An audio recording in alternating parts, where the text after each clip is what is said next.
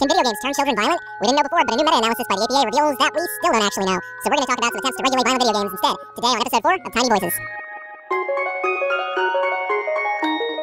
For about as long as I can remember, there's been a debate about the harmful effects of violent video games on society, and it's been the academic equivalent of a truck spinning its wheels in the mud. Just always going back and forth, tit for tat. A new study will come out demonstrating a clear correlation between consumption of violent media and aggression, and it's we must ban this sick filth to protect the children. And then another one will come out with the exact opposite premise. Rinse and repeat. It's a process so consistent and rhythmic you can mistake it for a metronome. And the big problem in this whole debate is that it's pretty easy to demonstrate correlation, but a causative link, i.e. X causes Y, is much harder to prove. And so like clockwork, we have the latest entry in this ongoing saga. Cue the EPA's recent press release on their task force report in which they poured over 150 pieces of research and multiple meta-analyses to come to the conclusion that there's a link between playing violent video games and aggression. The operative word there being link. In other words, we found correlation.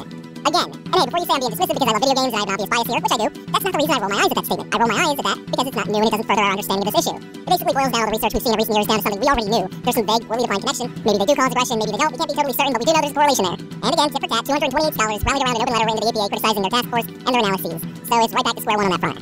So I thought, instead of focusing on that frustrating slice of academia related to our medium, this week I wanted to look at an important Supreme Court case which stymies the tide of legislation ushered in by moral panic. That case was Brown v. the Electronic Merchants Association. First, before we even go any further into this episode is primarily going to apply to the U.S. and to U.S. law, so this is going to be a pretty American-centric episode. Alright, so first, before we get into the case itself, there are some things that we have to understand about the history of the industry. Prior to the early 90s, the video game industry in the U.S. was largely unregulated. October of 1992 marked the beginning of the end for that. In fact, that one month turned out to be among the most influential in the course of the medium's history. First, on October 8, 1992, Midway's Mortal Kombat was released. 1 week later, on October 15th, Sega's Night Trap came out on the Sega CD.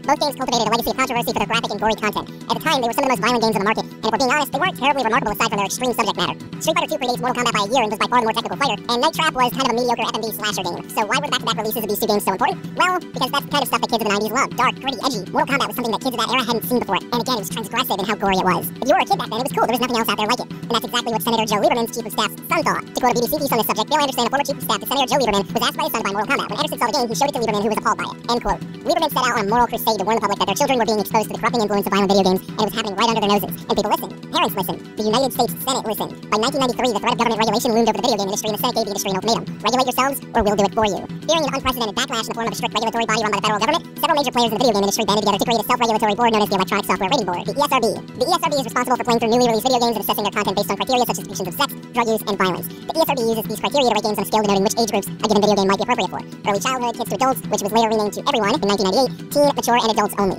With the ESRB in place, there's implicit agreement between the ESRB retailers and parents. Parents would use the ESRB as a guideline for what games might or might not be inappropriate to buy for their children, and the retailers would respect those ratings and not sell unrated games to minors.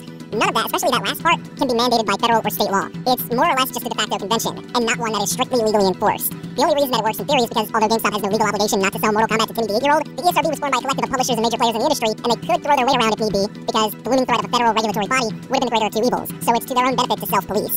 Still, never seen as a stopgap solution, a half measure. For example, in Indianapolis, an attempt was made to distance arcade machines with violent content from non-violent arcade machines, while also restricting people under the age of 18 from playing violent arcade games. This law was eventually struck down by a federal judge. That was in the year 2000. A pattern of legislation against violent video games being introduced and subsequently struck down at the federal level continued on and off for a few years. In 2005, the legislative landscape changes a little bit. We see a familiar pattern, but this one ends in a much more definitive way. That year, California passed AB 1179, which required anyone purchasing a violent video game to be over the age of 18. This law also demanded extra labeling in addition to the ESRB rating printed on the game's packaging. The law used a version of the Miller test to determine whether or not the content of a game would be deemed objectionable. The Miller test, by the way, is a three-pronged test used by the Supreme Court to determine whether or not speech can be labeled obscene. And it was established in the landmark First Amendment Supreme Court case of Miller v. California. The three prongs of the Miller test are: 1, would the average person operating under contemporary standards find the work salacious? 2, is it patently offensive? And 3, does the work lack serious artistic or scientific value? Now, all three prongs of this test are obviously subjective, but in order for a work to be labeled obscene using the Miller test, all three criteria have to be fulfilled. Anyway, following the passing of AB 1179, the Entertainment Software Association announced they would be suing the state of California for First Amendment violations. They also filed an injunction which was upheld by U.S. District Judge Ronald White. California Governor Schwarzenegger, who signed AB 1179 into law, appealed to the Ninth Circuit Court of Appeals. The appellate court affirmed Judge White's decision. Schwarzenegger further appealed to the U.S. Supreme Court. He further appealed to the U.S. Supreme Court, and in 2010, the Supreme Court started hearing arguments from Schwarzenegger and the recently formed Entertainment Merchants Association.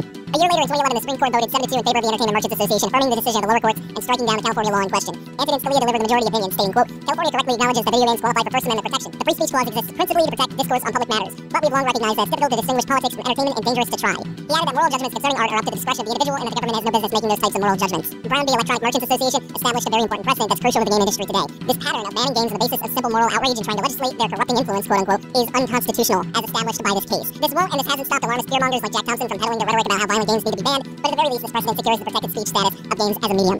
That's going to do it for episode 4 of Tiny Voices. Next week, I'm going to be out of town at PAX Prime. There will still be an episode up on Saturday, August 29th at 10 p.m. Eastern Standard Time. I don't have a lot of breathing room to work with this week since I leave on Thursday the 27th, so this one might be a little bit shorter and sweeter than the rest of these have been so far. Anyway, that's going to do it for tonight. Thanks for watching, everyone. Take it easy. Have a good one.